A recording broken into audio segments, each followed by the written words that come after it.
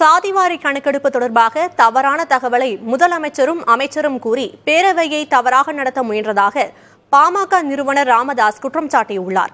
இது தொடர்பாக பாமக உறுப்பினர்கள் உரிமை மீறல் பிரச்சினையை கொண்டு வருவார்கள் என தெரிவித்த அவர், பாலாற்றின் குறுக்கே தடுப்பணை கட்டும் ஆந்திராவின் முயற்சியை தடுக்க வேண்டும் எனவும் குறிப்பிட்டார். சந்திரபாபு நாயுடு அவர்கள் ஆந்திர மாநிலத்தில் பாலாற்றின் குறுக்கே எத்தனை அணைகள் கட்ட முடியுமோ அத்தனை அணைகளை கட்டுவோம் என்று கூறியிருக்கிறார்.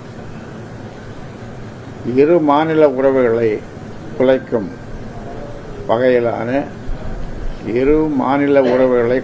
வகையிலான அவரது பேச்சு கண்டிக்கத்தக்கது.